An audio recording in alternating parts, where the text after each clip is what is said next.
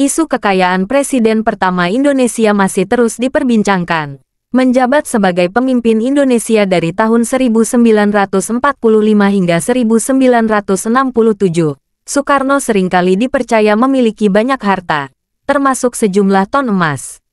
Soekarno dipercaya memiliki emas batangan seberat 57 ton yang disimpan di Bank Swiss. Seluruh emas tersebut konon dipinjam Presiden Amerika Serikat AS John F.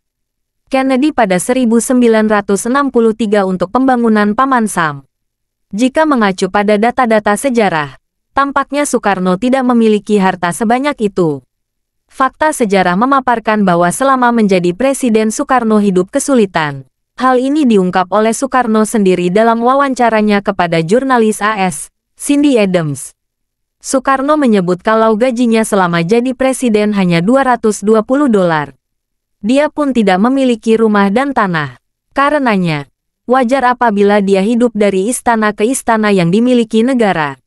Bahkan, tutur Soekarno, dia pernah dibelikan piyama oleh duta besar saat kunjungan ke luar negeri. Duta besar itu merasa kasihan karena Soekarno memakai baju tidur yang sudah robek. Adakah kepala negara yang melarat seperti aku dan sering meminjam-minjam dari ajudannya? Kata Soekarno kepada Cindy Adams dalam Bung Karno, Penyambung Lidah Rakyat Indonesia, 1964. Masih mengutip wawancara dengan Cindy Adams, saking miskinnya, Soekarno bahkan pernah hampir diberi gedung secara patungan oleh rakyat. Namun, dia menolak dengan alasan tidak ingin merepotkan. Putra pertama Soekarno, Guntur Soekarno Putra, membenarkan pernyataan ayahnya itu. Dalam kolom opini di media Indonesia yang diterbitkan tanggal 26 September tahun 2020, Guntur menyebut jika Soekarno, sejak sebelum sampai jadi presiden, kantongnya selalu tipis. Ia juga menyebut tak heran kalau ayahnya kerap meminjam uang kepada sahabatnya sejak zaman pergerakan, salah satunya Agus Musinda saat sebagai presiden. Bung Karno adalah presiden yang paling miskin di dunia ini. Ia tidak punya tanah, tidak punya rumah, apalagi logam-logam mulia seperti yang digembar-gemborkan orang selama ini, kata Guntur.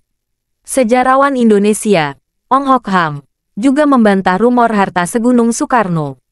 Lewat tulisan Kuasa dan Negara, 1983, Ong mematahkan cerita itu dan memberi fakta sejarah sesungguhnya.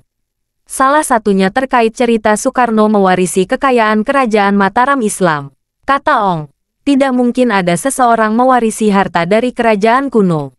Apalagi mewariskan batangan emas. Masalahnya, harta kerajaan kuno tidak sebesar yang dibayangkan. Apalagi saat itu, Mataram Islam disebut masih punya utang kepada VOC.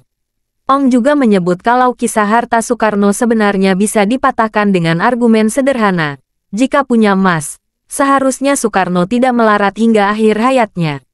Ini artinya cerita harta karun emas batangan presiden pertama Indonesia yang selama ini dipercaya tidak benar.